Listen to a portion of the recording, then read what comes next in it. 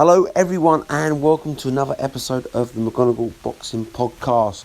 I hope you're well, I hope you're safe. Let's get straight down to it, shall we? So the big news this week is Dillian Whyte, Francis Ngannou. Looks like it might just happen. As crazy as that sounds, UFC star Ngannou is at the moment not getting his opportunity at the heavyweight title in the UFC.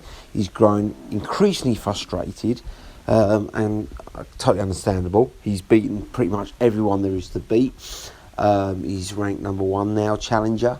And the situation there is the champion is scheduled to fight another UFC star, Daniel Cormier, but Stipe Miocic. But he's actually injured at the moment. I believe it's something to do with his eye. So, it's kind of pending when these two are going to meet. And Francis Ngannou has already waited a year for this to happen. And he's probably going to have to wait another 6 more months to a year until it does. Because Miocic is still recovering. Then they've got a fight, him and Cormier. And then, obviously, they're going to need a couple of months rest after that. And then the winner would fight Ngannou, so it's a long time for him to wait for that title shot. And ultimately in UFC, it's not like boxing. Unless you're really in that title picture, you don't really get paid. I mean, these guys are getting paid like 50 grand a fight, which you earn in the boxing world at kind of, let's be honest, not even British level. You probably Southern Area title level, champions probably earning that.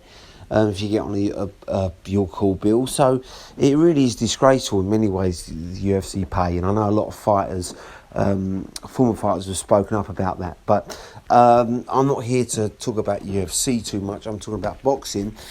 So what this means, long story short, is Ngannou wants the payday. He wants a big fight.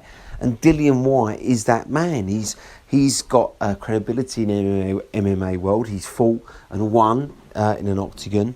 He's also in a similar boat to Ngannou. He's kind of like boxing's equivalent to Ngannou in the fact that he's also waiting for his title shot. He's also been waiting a long time. He's also been knocking people out, but he's still not getting his opportunity. And again, the similar situation here with boxing, he's got to wait for Wilder and Fury to duke it out. Again, that's probably not going to happen till winter time now.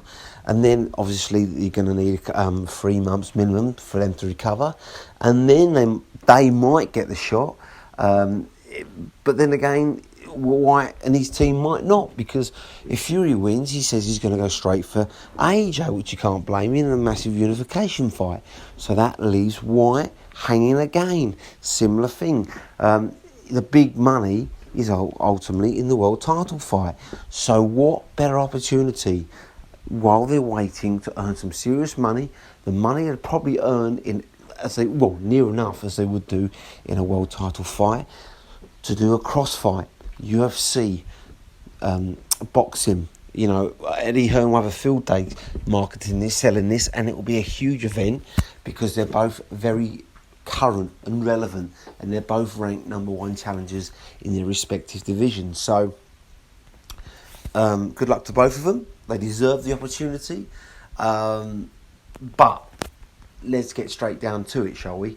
If it's in a boxing ring, Ngannou has absolutely no chance. Yes, he's aggressive. Yes, he's big. Yes, he's physically imposing. But you've got to understand, it's not just about that. It's about skill.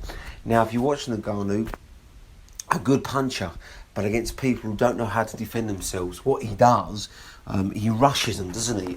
And these UFC stars, a lot of them with wrestling skills or grappling skills, they haven't got the ground game to defend, the stand-up game to defend Ngannou's onslaught. So he just basically steamrolls them and hits them with a couple of big punches and they roll over. That's the bottom line.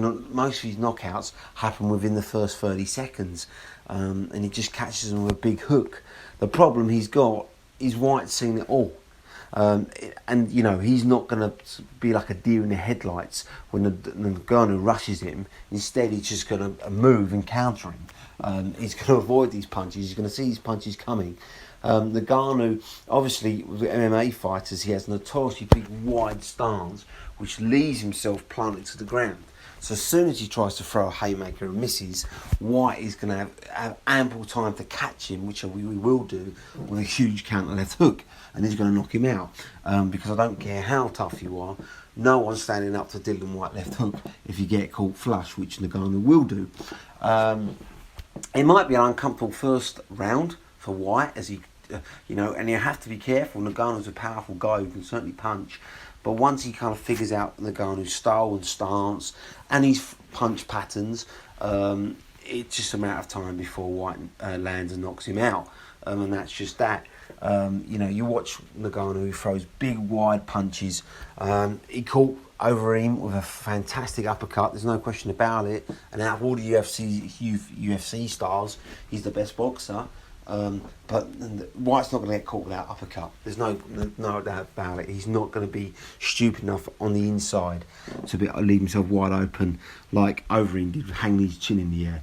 This is an experienced boxer, an experienced tight guard, good stance. He's smart, he's clever, Whyte. He waits for you to miss and he counters, and that's what's going to happen. I think you weather the storm, not even weather a storm, but just figure out Ngannou. First round, second round, third round, it will start taking over, and by the fifth or sixth round, he's going to catch him, he's going to knock him out. There's no question. This fight doesn't go past 6 rounds. Whyte knocks him out. Similar thing if it was in the octagon, you know, with Whyte's boxing stance. You know, if he rocked up and had that, then he'd be in a world of trouble, because you can't fight a boxing stance in a UFC because they just take you down, they kick your legs, you know. So he'd have to adapt. I mean, so. And that wouldn't go well for Whyte either. So, as Tony Bellew says, they're two different worlds. Both deserve respect, but, you know, the UFC star is going to win in the octagon, the boxing star is going to win in the boxing ring. So, I mean, it's a money draw, it's a big fight. I can understand why they're going to do it, but let's not make any bones about it. This won't be a competitive fight.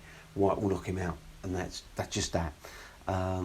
But good luck to them both. I think they deserve a payday. They've worked hard to become the #1 contenders. And at the moment, let's face it, with lockdown, we need some boxing talk, don't we? We need some big fights happening. And if this is the one that does it, even though it's a crossover, then good luck to both of them. Anyway, let me know what you guys think. Am I wrong? I'm saying Ngannou gets knocked out within 6 rounds. I'm saying he doesn't have any chance against Whyte in the boxing ring, but I'm also saying it's going to be a huge payday for the UFC, Sky Sports, Eddie Hearn, Dillian Whyte, and Francis Ngannou. So why not make it happen? All right, guys, I'm out. I'll see you soon.